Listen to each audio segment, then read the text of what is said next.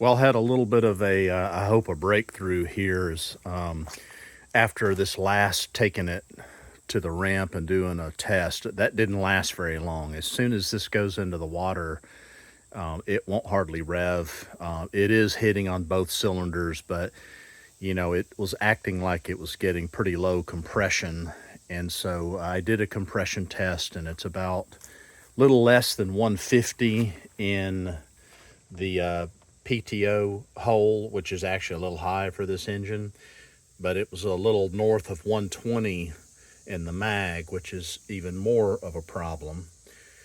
So a little peculiar, but I also noticed there was quite a bit of oil in the PTO cylinder, and almost, well, had oil in it, but not enough. The good news is that I was expecting to see some scoring in here after that much of a compression loss.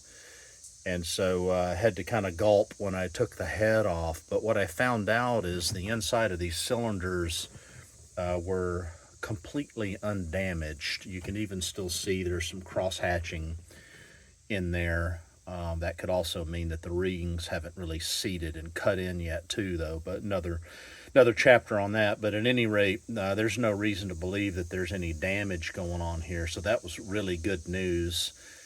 And check it out. This is what the head looks like. So this is the PTO side, and you can see it's pretty dark with a lot of oil in there. But notice that the mag side is very different, and it's also got these white, I wouldn't say white, but these clean streaks in there.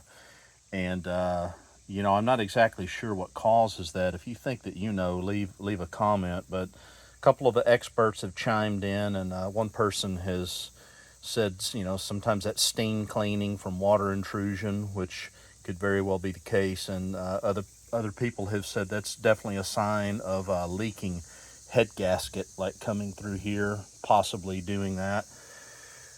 Plus the fact that when I took these bolts off of this, they were a lot looser than I thought that they should be. I mean, they came right off. I was prepared with my 1/2 inch flex handle to break those bolts loose, but it was not like that at all. They came right off, and I think part of what might be happening is I've already cleaned these up, but you can see these are the tops of these bolts here.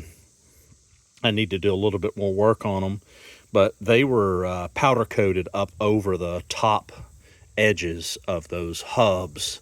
And I think what happened is, even though I torqued everything down perfectly according to the manual, I think that powder coating is essentially plastic, and I think that plastic just didn't help hold the torque that needed to be. And I think I have a leaking head gasket is what I'm getting to. So all indications are pointing to that's at least one of the problems here. So what I am going to do is, I've already cleaned up all of the bolts for the cylinder stud bolts, as well as, or cylinder stud nuts, I should say, as well as the head bolts. Those are all cleaned up, traced out with a die.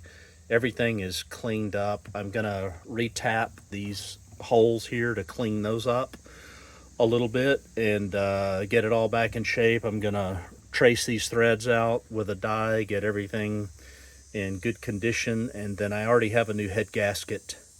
Gonna put that on, and normally I would not use copper spray or any sealant on a head gasket, because this particular head gasket is it's like this one. This is the old one. It's got this Viton or whatever you call that coating on it. It's like a rubber coating, and you normally do not need any sealant on that. But because I am dealing with a sealing issue, I'm probably gonna spray a little bit on this, but I'm only going to do the top part facing the head, so that if I have to take it apart, it'll be stuck to the head and not stuck to the cylinders underneath. So kind of meeting it halfway there. I've debated back and forth whether I'm going to use anything at all, and it really was the torque, but I'm just going to give it a real light spray of a copper coat. That's not going to hurt anything, even though it's unnecessary. The old gasket here I've made, took some cutouts, paper plates there, and I just made a block off thing here so that when I cover up this hole, I can put that on there temporarily so I don't get any debris or anything like that down in those cylinders. I want to keep those clean and spotless as I'm doing this work. So that is what I'm going to do. Covered these cylinder holes up pretty good with painter's tape. Stuck it down real good so nothing will get in there while I'm doing this stuff. I've already cleaned up these threads with a tap, the 7 of them there, and then I took all the studs out except that one. I just can't get that one out. There's just not enough room there for it to come out. But I got 7 of them, or yeah, 7 of them out. So I'm gonna retrace the threads on these, clean those up real good, and then we'll put those back in. Use my old gasket here as a block off for this in case I puncture the top of those cylinder tapes with anything, just a little added protection. And then here, because I can't get the stud out, I'm having to trace it in place, which is no big deal. It's just one of them. The other ones I'll do that at the comfort of my own bench.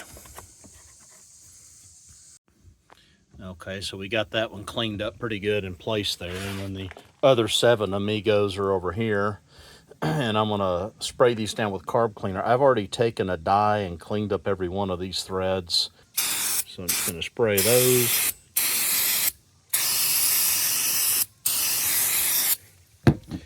Roll these around a little bit like hot dogs on a grill,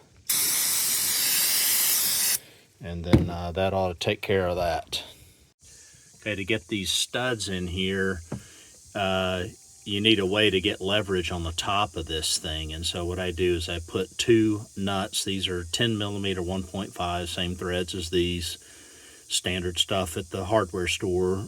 These have a little flange on them, so I put one on upside down, the other one on top of that. And you just want to do the top part of the threads, you know. And then what I do is I take 2 wrenches, 2 15 millimeter wrenches in this case, tighten these 2 together in such a way that they're kind of clamped together, if that makes any sense. It's just like how we took them off. And so I'm going to run this down as far as I can get it, and then I'm going to take a wrench.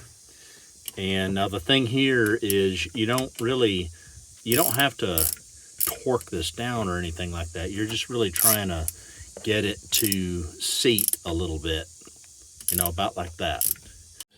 So that was on that one. Remember, we couldn't get that one all the way out or we would have put Loctite on the bottom. On these, though, the rest of the 7, though, those are cleaned up. Those will have Loctite on the bottom, and we'll screw them in and do them the exact same way that we did that one.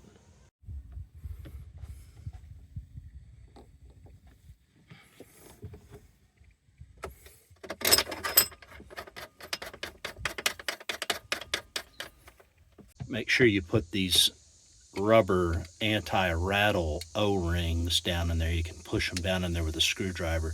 Those are not seals like some people think for water. There's nothing. Those channels don't go anywhere. It's a blind hole all the way down. They're just there for anti-rattle. Some racers don't even put those things in there because they don't really care about the rattle. But if you got them, put them in there. And before we go any further, will you love me? Will you love me forever? And if you know what song those lyrics came from, leave a comment and I'll send you a free jet ski, shipping included. This is the new gasket right here. So you want to put that on, make sure it fits, pay attention to these pins, make sure those 2 pins are there, test fit it, make sure it's all good, because we're going to put copper spray on the top of this. You want to make sure you know which side is up, so you got everything oriented. Now we can take apart our little makeshift seal here. Guaranteed we didn't get anything in there. Pull these things out. When you pull them out, kind of pull them out with conviction in case there's anything laying in there. So now we're all cleaned up. We're going to take acetone and we're going to clean all around this. We already did it once, if you remember, when we put the tape on, but we're going to do it again. You want this surface here to be clean and perfect and no residue or pieces from the previous gasket. Want it to be perfectly flat and clean. Okay, so we're gonna put a little copper spray here.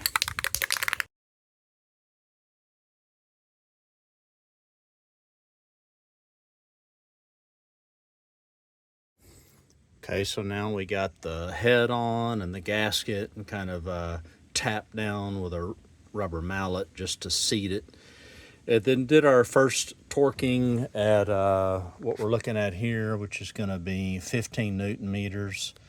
And so there's the torquing sequence, but I've kind of got this memorized. You basically start in the middle and do crisscross applesauce on the little bolts, and then the big nuts on the outer edge, so forth. But now we're down to the second phase, which is going to be the 34 Newton meters. So I've got my torque wrench set at 34, and we're just going to go here and do these business as usual.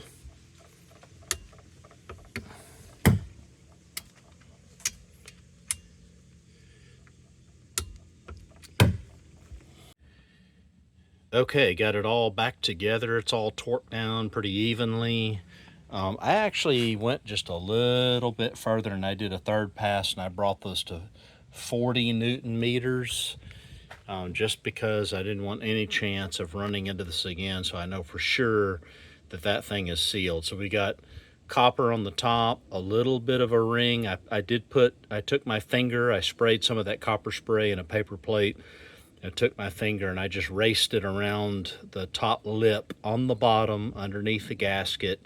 Not the whole thing, just enough to give it a seal there to prevent any chance of anything getting into this cylinder except for what needs to be in the cylinder. Okay, now we've switched and we're connected in with the mag side. And by the way, fellas, always ground your plugs on these special terminals. They're on every ski.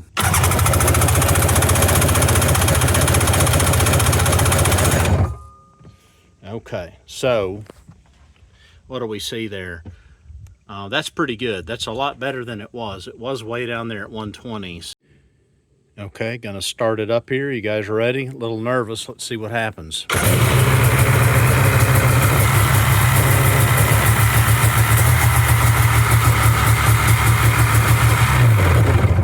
right, well, I'm not gonna run it much past that, but at least it started and sounded okay.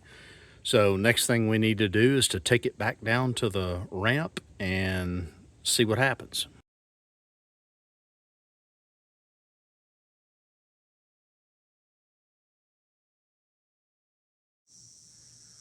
Okay, well, that definitely made a big difference there. So glad to have done that. Runs really good top end. It's still a little difficult to get it past 4,000. It'll hover around there until I catch a little bit of a wave, and then it's like a tipping point. Once it catches a little bit of a breath, it'll take off so fast that I couldn't even hold on to the darn thing in the chop pretty quick. It got all the way up to way above 65. I was going fast enough I couldn't keep my eye on the on the tack very much, but it was as fast as I ever want this thing to be. So plenty of power, good speed. Just got to solve that little stall at 4,000 RPM. So this ski is running and runs super fast. And I'm going to enjoy some more riding with this one and kind of move on to some of the next tuning and finishing touches. But glad this is kind of reaching a closure here on getting this old thing going. I'm pretty happy with it. So thanks for watching this and all the series, and we'll catch you next time.